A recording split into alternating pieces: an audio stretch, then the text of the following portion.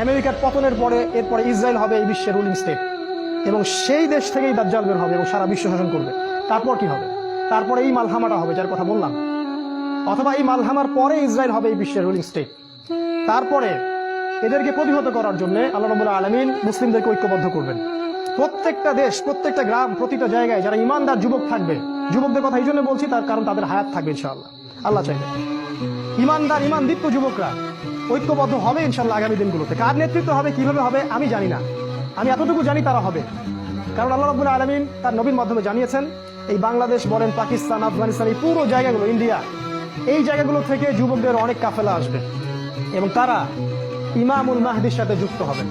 আর ইমামুল মাহদিকে আল্লাহ রাব্বুল আলামিন এই উম্মার ত্রাণকর্তা হিসেবে বের করবেন, যার হাতে মুসলিমরা বায়াত করবে এবং তিনি মুসলিমদেরকে সাথে নিয়ে এদের বিরুদ্ধে যুদ্ধ করবে। এবং এই যুদ্ধে প্রথম দিকে মুসলিমরা অনেক পরাজিত অবস্থায় থাকবে, অনেক মুসলিম মারা যাবে। আল্লাহ রাসূল বলেছেন 3 ভাগের 1 ভাগ মুসলিমই শহীদ হয়ে যাবে। আমরা দোয়া করি ওদের একজন যেন আমরা হতে পারি।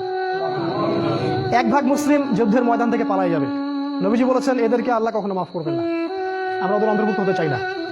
আমাদের নবীজি বলেছেন 1 ভাগ মুসলিম বাকি থাকবে, অল্প কিছু মুসলিম, আল্লাহ ভালো জানেন, অল্প কিছু মুসলিম, এই মুসলিমদের হাতে আল্লাহ পাক বিজয় দান করবে এবং ওই পশ্চিমা সভ্যতার পতন ঘটবে। আমেরিকা বলে কোনো কান্ট্রি পৃথিবীতে থাকবে না, ইসরায়েল ধ্বংস হবে, পুরো ব্রিটেন পশ্চিমা সভ্যতা ধ্বংস হয়ে যাবে, পৃথিবীর আয়তন কমে আসবে, টেকনোলজিগুলোও চলে যাবে, মানুষ আবার ওই ঘোড়া, ওই ঢাল, ওই তলোয়ারের যুগে ফিরে যাবে, ঠিক আগের যুগে। এরা যতই বলো ভিশন 2050 ইত্যাদি ইত্যাদি, এগুলোতে কান দিবেন না। এরা হচ্ছে সব অন্ধ মানুষ, অন্ধ। এদের কাছে কোরআন সুন্নাহর জ্ঞান নাই, আমাদের কাছে চূড়ান্ত জ্ঞান আছে।